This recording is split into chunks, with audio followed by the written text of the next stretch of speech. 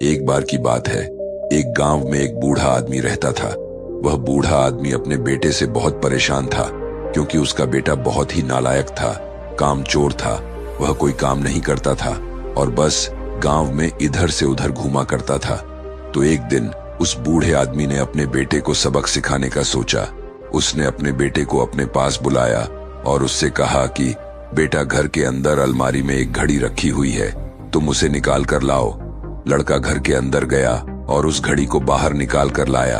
फिर उसके पिता ने उससे कहा कि अब तुम एक काम करो, इस घड़ी को अपने साथ बाजार में लेकर जाओ और जितने लोग भी तुम्हें मिलेंगे सबसे तुम इस घड़ी की कीमत पूछ कर आना। अब वो लड़का उस घड़ी को लेकर बाजार में चला गया। उसने बाजार में सभी लोगों से उस घड़ी की कीमत पूछी। किसी ने उस घड़ी की कीमत 500 बताई, किसी ने 1000 तो किसी ने 800। सभी लोगों ने उस लड़के को उस घड़ी की कीमत अलग अलग बताई और कई लोगों ने एक जैसी। वह लड़का अपने पिता के पास वापस आया और उसने उनसे कहा कि पिताजी, सभी लोगों ने इस घड़ी की कीमत अपने हिसाब से बताई। किसी ने 500, किसी ने 1000 तो किसी ने 800।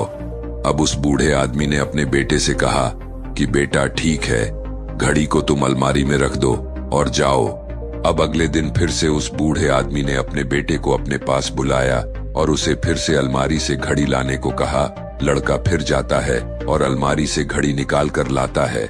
और अब उस बूढ़े आदमी ने अपने बेटे से कहा कि बेटा, जाओ और आज तुम इस घड़ी के अंदर जो समय चल रहा है उसकी कीमत पूछ कर आओ।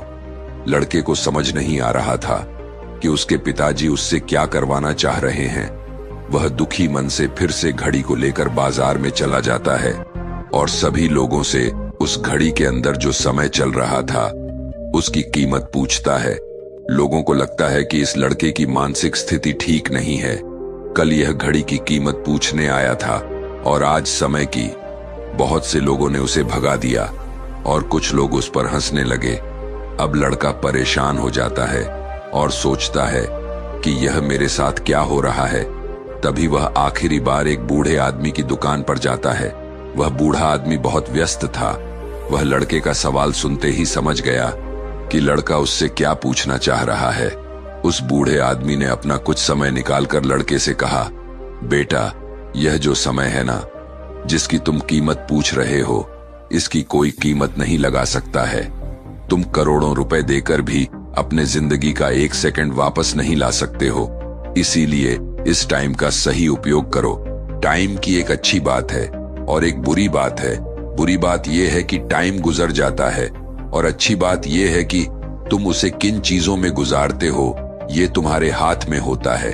सभी के पास दिन में 24 घंटे होते हैं, अमीर के पास भी और गरीब के पास भी। बस ये तुम्हारे हाथ में है कि तुम उस टाइम से क्या नया कर सकते हो। तो अपने एक एक पल का हिसाब रखो कि तुम उन्हें किन चीजों में उड़ा रहे हो।